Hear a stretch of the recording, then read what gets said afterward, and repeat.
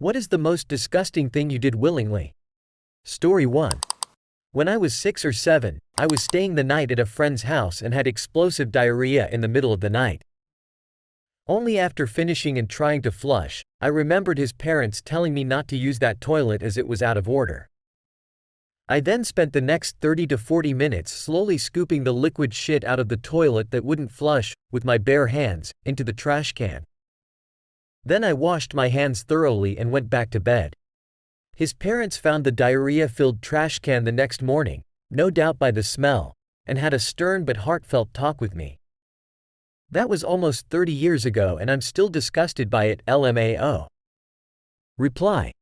This reminds me of a bad time I had in college. My appendix was rupturing, but I didn't realize it. I thought I had a really bad stomach ache, so in the middle of the night I tried to take a dump. Well, one of the guys I lived with, a 300-pound gentleman, was having some issues of his own. This toilet was clogged with the largest turd I have ever seen. I'm not even joking, it was around 4 inches in diameter. I desperately needed to unclog the toilet and there was no plunger, so I did the only thing I could. I grabbed a plastic knife and sawed it into flushable pieces. I had repressed that memory until now. Thanks. Reply 2. When I finished school and finally started working as a hairdresser. Diarrhea struck me on my very first day. Not only did I disappear for like 30 minutes, I ultimately clogged the toilet so hard that it spilled over. I was drenched in sweat, trying to remove the mess as fast as possible with nothing but my hands, some toilet paper and the tiniest bin on the planet. When suddenly a customer knocked on the door, I realized how long I was already in there and that I am certainly unable to clean that up without anyone noticing. Suddenly my boss was knocking too and angrily expected me to explain this. I simply opened the door and they found me standing in shit and water, shit in my hands, shit in the sink, shit in the toilet, shit freaking everywhere. I was fired on the spot, lol. Story 2. When I was a kid, my parents had 3 chihuahuas but didn't really take care of them. Like at all. They wouldn't buy them dog food, just hot dogs and chicken nuggets. No vet visits. Nothing. They weren't even allowed to sleep inside the house because they weren't house trained.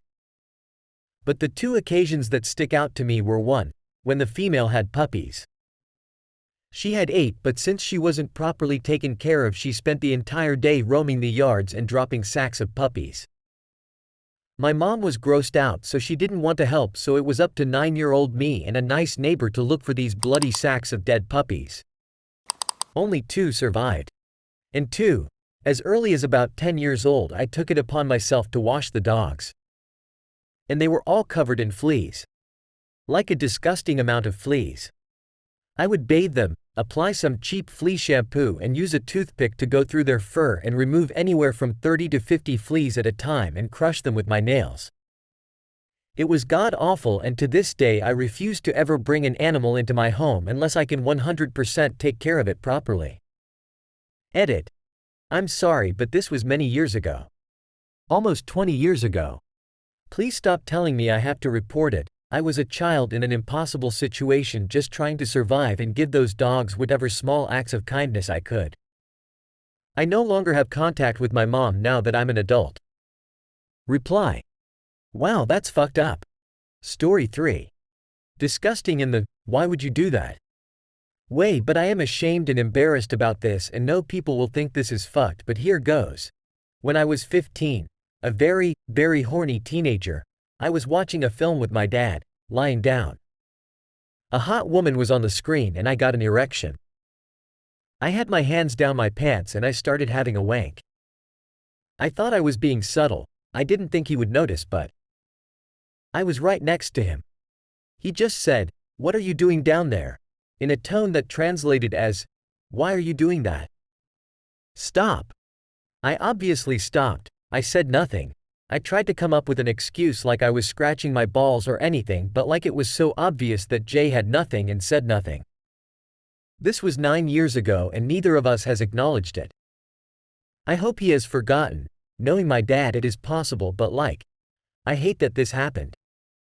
This is the most embarrassing moment of my life and I am telling it here because I will take it to the grave.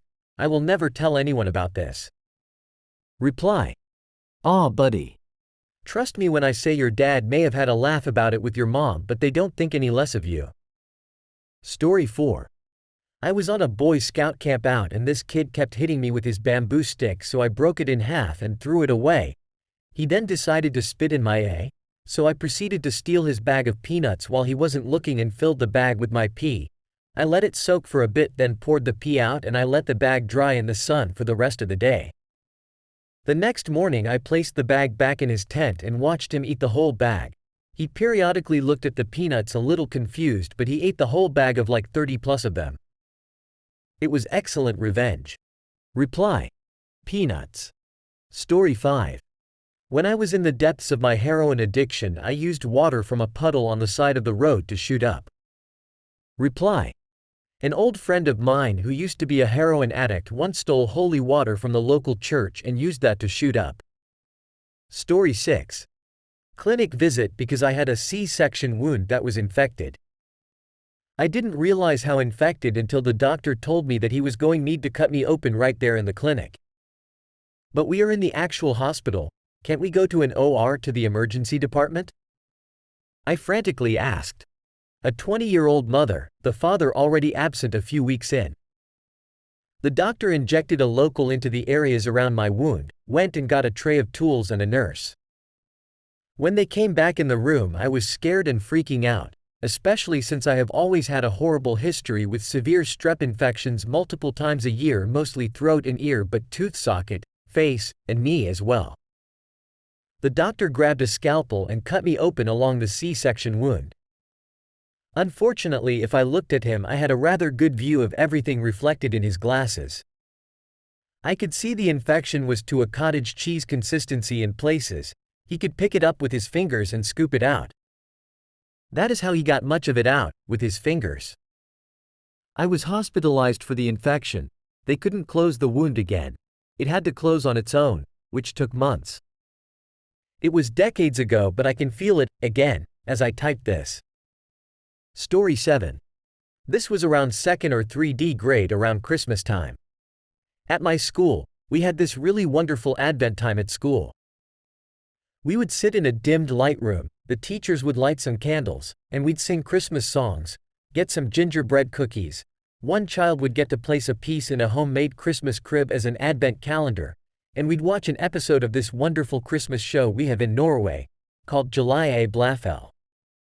It was the highlight of my day, and it was so cozy and nice and I loved it. One day, I was sitting in the back, and I start to get really bad stomach cramps. And I feel really sick. And I puke. My whole mouth is filled with puke. But I keep it shut, and instead of going to the toilet or anything, I swallow it and do not say anything to anyone, because I didn't want to get sent home from school. Story 8.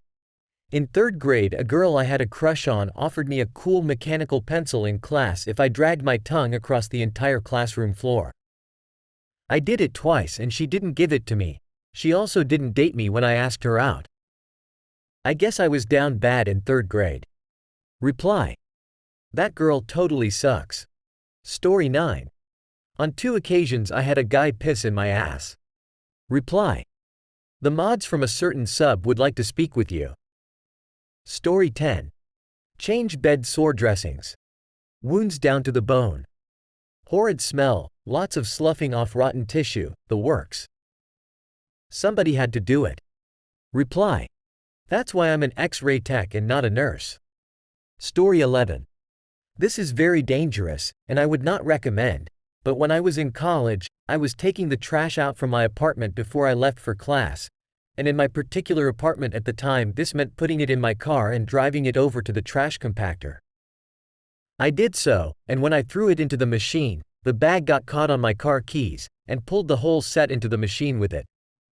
Fortunately, this was the kind of machine that didn't really compact anything while the door was still open. So for a hot second I just stood there, dumbfounded, trying to figure out what to do.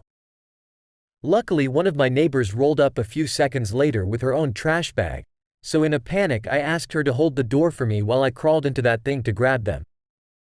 As an adult in my 30s now, I don't know how I didn't get crushed to death. Honestly. Especially with just some random middle-aged lady holding my life on her hands. But I had a test in the class one was about to leave for, so I felt like I didn't have much of choice. So in I went. It was exceptionally disgusting. I was living in Georgia at the time, and it was late spring, so it was disgustingly hot and swampy in there, on top of all the trash juice and other general unpleasantness. However, the keys had landed in a fairly easy spot, so once I got myself down the little chute, it was pretty easy to get the back. But I will never forget the look on that woman's face when I rebirthed myself out onto the world, smelling faintly of garbage, having done probably the stupidest thing of my life. I wonder if she ever tells people about that, lol. Reply. I hope you mentioned your keys were in there. Story 12. In high school, I was the weird awkward loner kid. I was offered a crisp $20 to take one bite out of a piece of pizza from the garbage bin. I ate the whole slice. Reply. Well, you, my friend, have crossed the line that divides man and bum. You are now a bum. Story 13. While having sex, my GF sometimes when fingering her ass I would be unwillingly touch her poop. I would never say anything about it and would just continue finger her ass less deeper to avoid continue touching the poop. Reply. Hello straight people.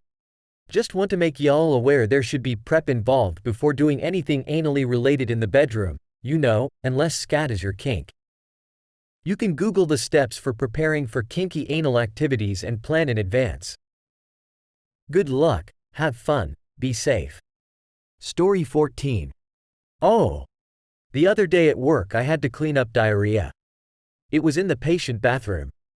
It was on the floor, splashed up onto the walls and all over the toilet. We had to remove the actual toilet seat to clean it properly because it got into the screw part that keeps the toilet seat attached. Absolutely putrid. Story 15. Went to sleep with my dog in my room. Woke up to what felt like dirt in my bed, so I got out of bed, still groggy as fuck, and stepped in some slimy substance which caused me to slip back into my bed where there was a dried piece of dog shit that I was sleeping with. Nearly instantly woke up from the fall and very quickly realized that my dog had shit herself, in my bed, and in about 14 different locations on my carpet. I spent like 5 hours that day cleaning up dog shit out of my carpet after taking a shower. My poor dog was fed something the previous night that caused her to shit her brains out all over my room.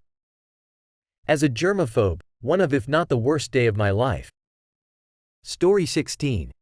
On 2 separate occasions have cleaned up my girlfriend and her puke. The first time she puked in bed while we were sleeping, and the second time I got up to go to the bathroom in the middle of the night and I found her passed out on the bathroom floor in a puddle of her own puke. And yes, both times I washed all the sheets, I mopped the floors and I helped bathe her and I took care of her. And although that might seem gross to most people, when it's someone that you love and care about, then you don't look at it in that way. Edit. Since someone was asking, on both occasions she was drunk. Story 17. Well, willingly because I am not a jerk. Beware, shit story ahead. I helped with cleaning out a yacht overflowing with feces. Someone of our mates was stupid enough to take a huge dump in boat toilets instead of going out on the land. We was anchored few meters from natural beach. It led to, surprisingly, toilet being clogged. It started to overflow terribly and apparently, the dude tried to flush it several times, only making it worse. We had to make a chain of people, passing to each what we called the shit bucket and empty it through side of the boat. It took a long time.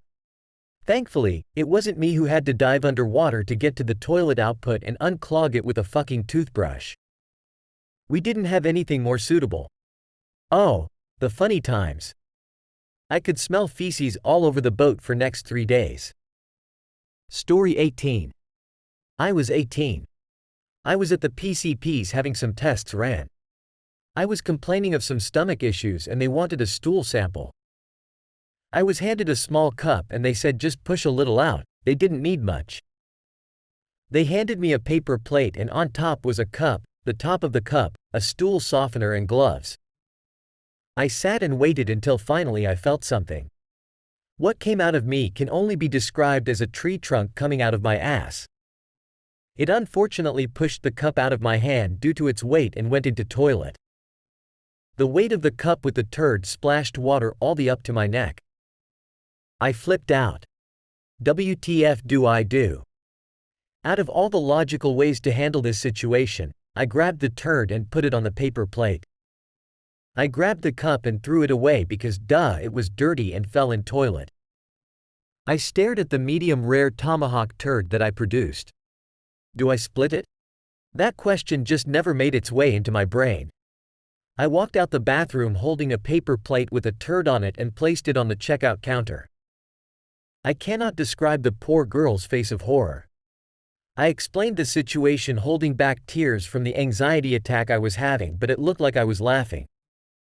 The doctor came out, grabbed the plate and must have sliced and diced it into the office. No words were exchanged. I left. I got a call later in the week with good news that I was healthy but to please to find another PCP. Hey, stop. You're very cool. Subscribe for more. Yo.